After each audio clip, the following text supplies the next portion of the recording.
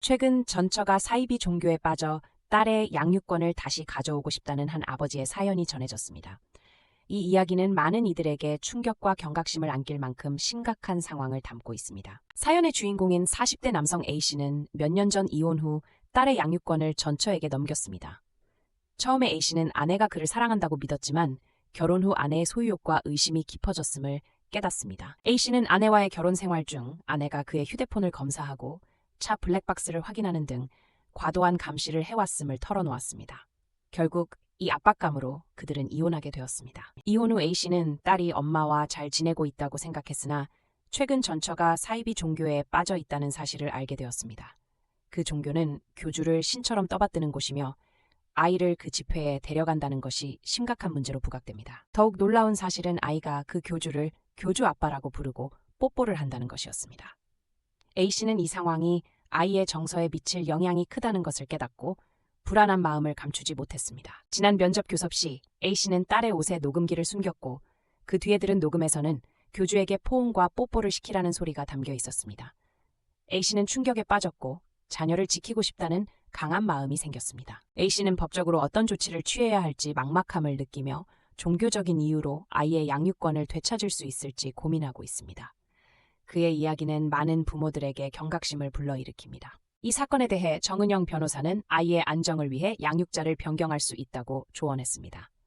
전처가 사이비 종교에 빠진 상황은 아이에게 명백히 해로운 환경이므로 법원에서 양육권 변경을 고려할 가능성이 크다는 것입니다. 변호사는 또한 양육권을 얻기 위해서 전처의 종교 활동이 아이에게 해롭다는 객관적인 증거를 제시해야 한다고 강조했습니다.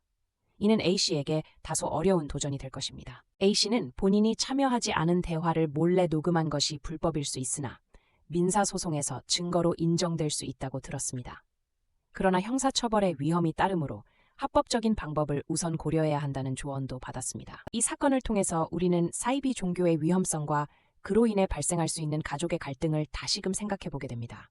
무엇보다 자녀가 안전하고 건강한 환경에서 자라는 것이 중요합니다. 특히 부모가 자녀에게 미치는 영향은 이루 말할 수 없이 크기 때문에 A씨와 같은 문제를 겪는 부모들은 꼭 전문가의 조언을 받아야 합니다.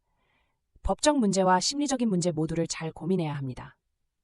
이번 사건은 법원에서 양육권 변경의 가능성을 열어두고 있지만 전처와의 합의가 이루어지지 않기 때문에 법적 절차가 필수적입니다.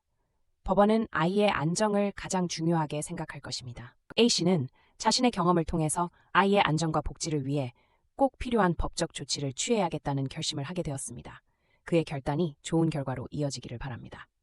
이 사건에서 드러나는 사이비 종교의 위험성은 사회 전반에 걸쳐 심각한 영향을 미칠 수 있습니다.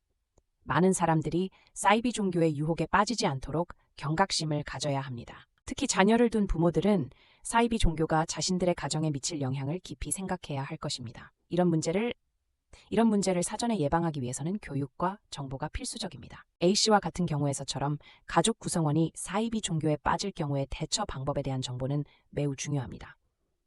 다양한 사례와 법적 절차를 이해하는 것이 필요합니다. 사이비 종교로부터 자녀를 보호하기 위해서는 항상 자녀와의 소통을 강화해야 합니다.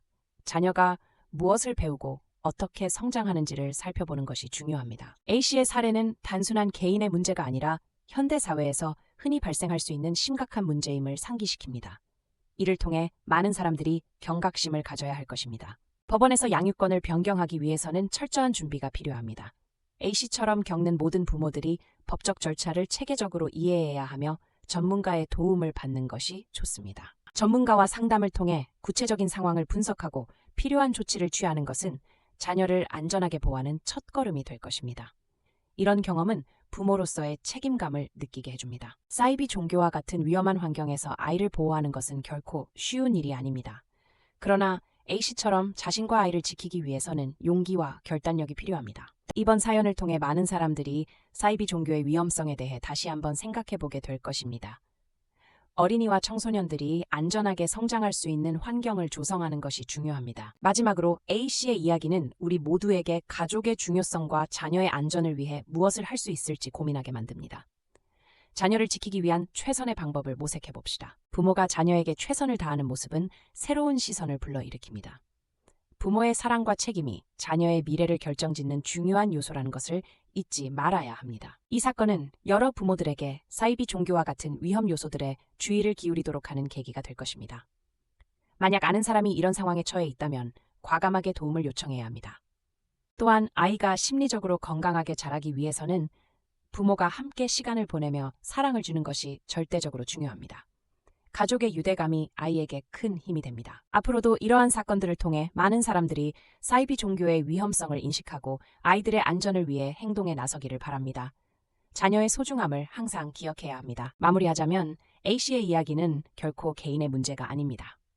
이 사건이 우리 사회 전반에 경각심을 불러일으키기를 바라며 모두가 자녀의 안전을 위해 힘쓰는 사회가 되길 기원합니다. 사이비 종교와 같은 위협으로부터 자녀를 지키기 위한 노력을 계속해야 합니다.